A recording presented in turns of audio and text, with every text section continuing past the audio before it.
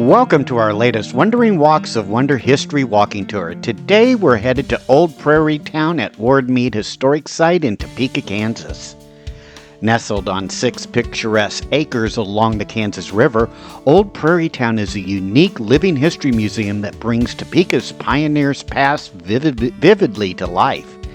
It's part of the larger Ward-Meade Historic Site, which also includes the beautifully preserved Ward-Meade Mansion, which we'll see in detail here in just a bit, as well as the renowned Ward-Meade Botanical Gardens, which I have another video on that, which you can click on the link in order to see that walkthrough.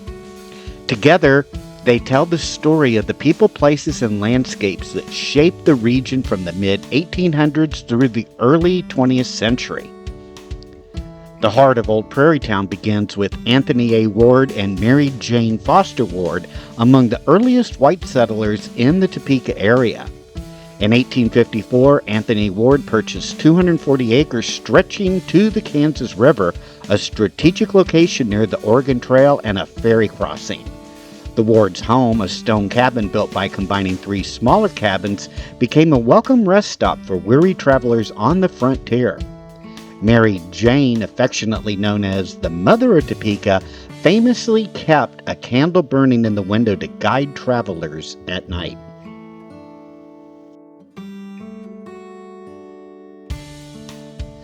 Our first stop on our tour is the Ward-Meade Mansion. As mentioned earlier, Anthony A. Ward and Mary Jane Foster arrived in the area around the 1850s. Around 1870, Ward began constructing this grand 2-story Victorian home, the very first mansion in the city of Topeka. 2 wings were built with brick and 2 with native limestone. A skilled wheelwright, Anthony sold sand from the river to Topeka builders and crafted wagon wheels for westward-bound travelers. He also taught and collaborated with local Native American communities. In 1874, civil engineer John McKay Meade came through Topeka to survey the Santa Fe Railroad route and married Ward's daughter Jenny. That same year, both Anthony and Mary Jane passed away, and Jenny and John inherited the home. The Meade family raised 7 children in this mansion. Around the turn of the century, the Meades added porches and Ionic columns, transforming the home with the striking Greek Revival flair that we see today. The mansion remained in the family until it was sold to the city of Topeka around 1960. It was listed on the National Register of Historic Places in 1975. Around this same time in the 1970s, a dedicated group of volunteers, city officials, and preservationists launched a vision to create a living history village to complement the mansion and celebrate Topeka's pioneer heritage. This vision took shape in the early 1980s with the founding of Old Prairie Town, which we're going to be walking through here in just a bit. It's a recreated historic town that opened to the public in 1985. The goal was to create an immersive experience where visitors could step back in time and explore what life was like in a Kansas prairie town at the turn of the 20th century. Old Prairie Town itself is more than just a collection of buildings, though. It's a vivid living memory of the pioneer spirit that shaped Topeka and the surrounding region.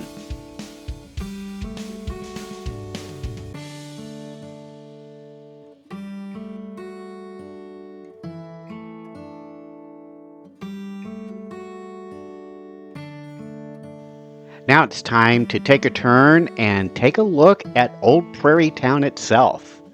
Our first stop is a cabin that once belonged to the Ward family. Back in September of 1854, Anthony Ward did buy those 240 acres of land from Joseph James, a member of the Potawatomi tribe. The property stretched all the way to the Kansas River and came with 3 small cabins already on it. Ward combined them into one larger log cabin with 2 rooms upstairs, 3 rooms downstairs, and bare, unplastered interior walls. In the dining room, he added something completely new for this area: red cabbage wallpaper, the very first use of wallpaper in this region of Kansas. Because the property sat so close to the Oregon Trail and the ferry crossing of the river, it became a natural stopover for weary travelers. Anthony's wife always kept a candle glowing in the window to guide guests to their home. Her kindness earned her the nickname Mother of Topeka. Part of the original cabins were used when this current structure was rebuilt in 1979, preserving a piece of that pioneer hospitality for visitors today. This small log building that we see next to the cabin is a glimpse into a typical blacksmith shop of the 1800s. Blacksmiths were vital to pioneer life, crafting everything from tools, railings, and fences to horseshoes, weapons, and cooking utensils. Anthony Ward himself was not only a blacksmith, but also a wheelwright. He repaired wagons for travelers making their way along the Oregon Trail. The building that we just saw, the blacksmith shop, was originally constructed in 1873.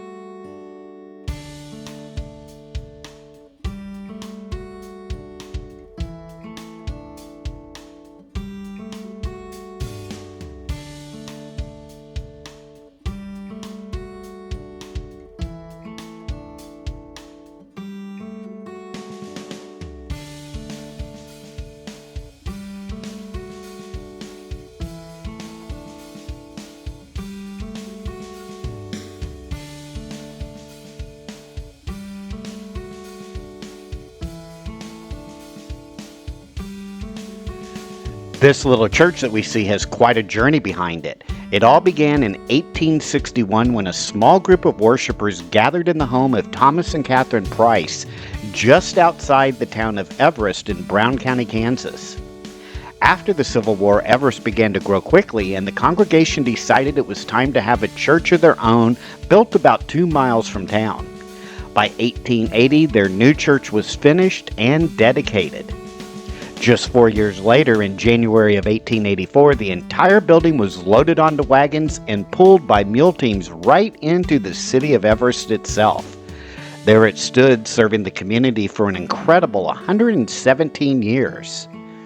Over the decades, the church went by 3 names: the Methodist Episcopal Church of Everest, the Methodist Church of Everest, and finally the United Methodist Church of Everest. But as membership dwindled, the church held its last services on July 1st, 2001. Later that same year, the building made one more big move, this time right here to Old Prairie Town, where it was lovingly restored to its original 19th century design.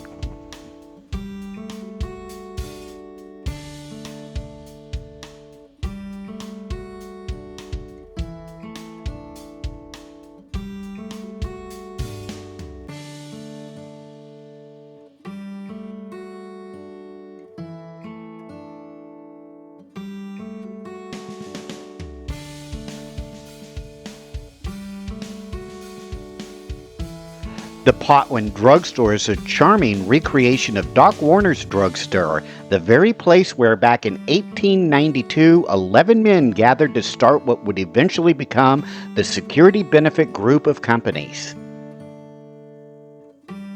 If you could step inside, which sometimes it is open where you can do that, you'll see authentic features from a real 1902 neighborhood drugstore that once stood at 5th and Washburn here in Topeka's Potwin neighborhood. Under the roof, there's also a pharmacy, a physician's office, as well as a dentist's office. And they're set up to look just as they would have in the 1800s and early 1900s. But here's a sweet part. Today, the Potwin Drugstore doubles as a working soda fountain, serving up old-fashioned ice cream treats and fizzy sodas that make you feel like you stepped back in time. During certain events and certain days of the year, the drugstore itself is open where you can get those ice cream treats.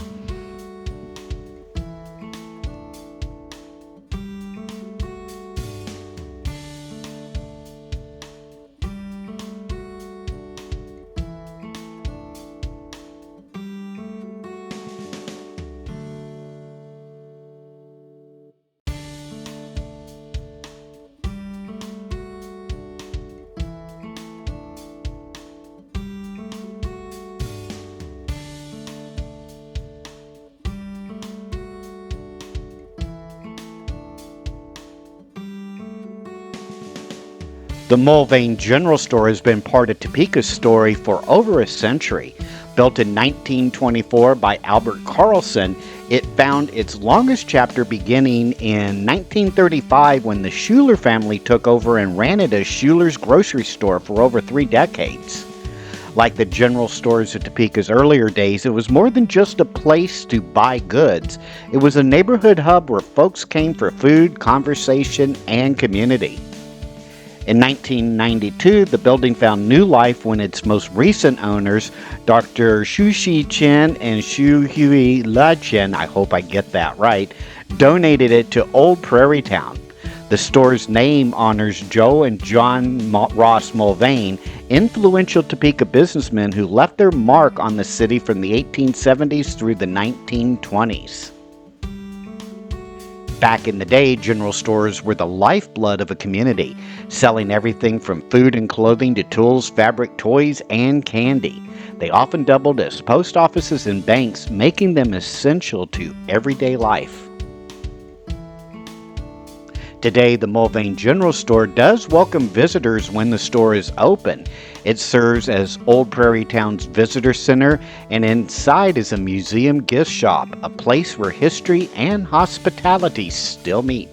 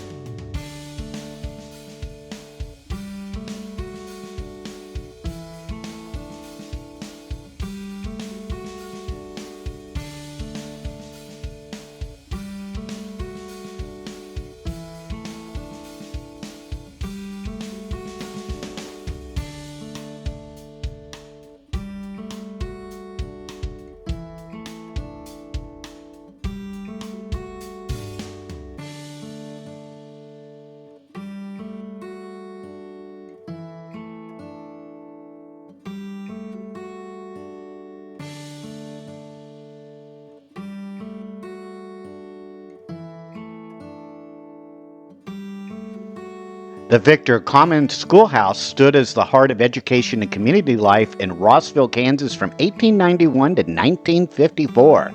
Its very first teacher welcomed 20 students through its door and earned $30 a month for that effort. In those days, teaching was far more than lessons at the blackboard. The teacher also was the school nurse, building caretaker, and sometimes event planner.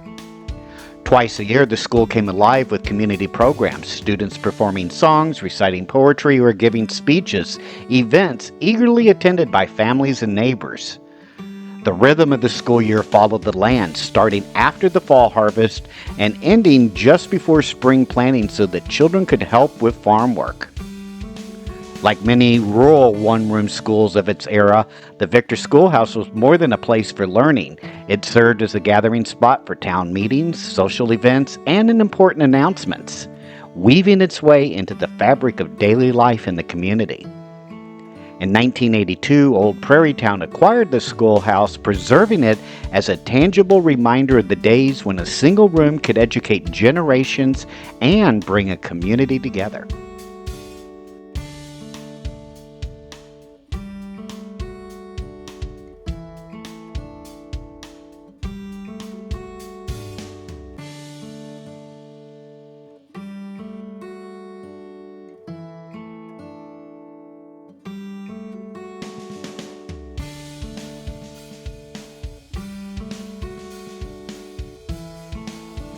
The Charles Sheldon study once stood quietly behind Sheldon's home on College Street here in Topeka. It's a small, unassuming building that witnessed the creation of one of the most influential works of the late 19th century. In 1897, within its modest walls, Reverend Charles M. Sheldon penned a book called In His Steps. That book introduced the now famous phrase, "What would Jesus do?" The novel became an international sensation, sparking conversations about morality, faith, and personal responsibility across the globe. Sheldon came to Topeka in 1899 as the first minister of the Central Congregational Church, bringing with him a deep commitment to the social gospel movement. His ministry emphasized living out Christian principles through social justice, charity, and community reform, a philosophy that influenced churches and civic leaders nationwide. Today, a display at the still existing Central Congregational Church tells the stories of his life, writings, and the far-reaching impact of his work. But the study itself that we see was relocated here to Old Prairie Town in the mid-1980s.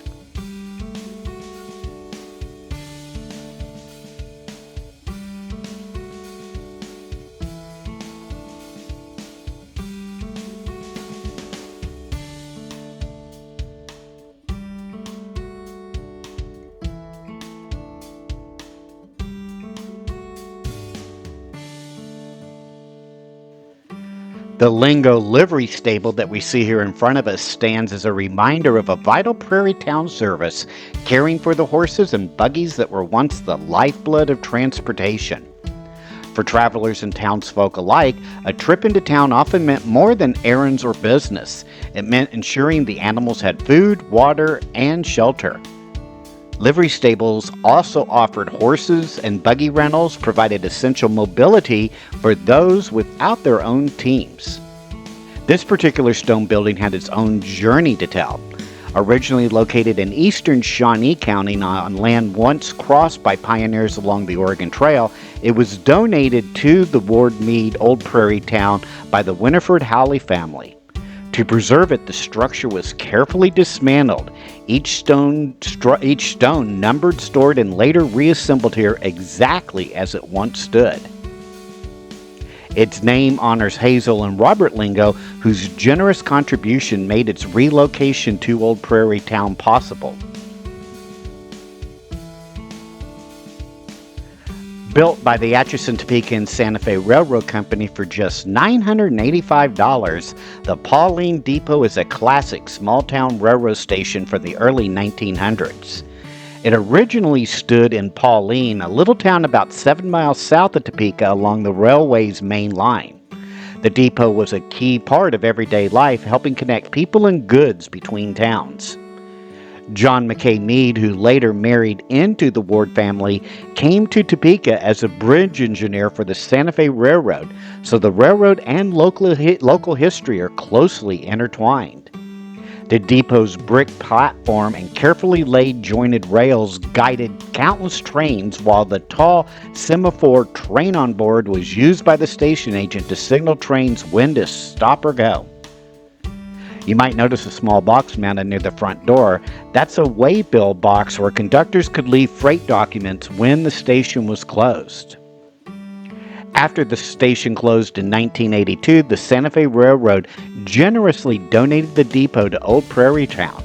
Restoration was handled by dedicated volunteers for the Topeka chapter of the National Railway Society, bringing this historic gem back to life.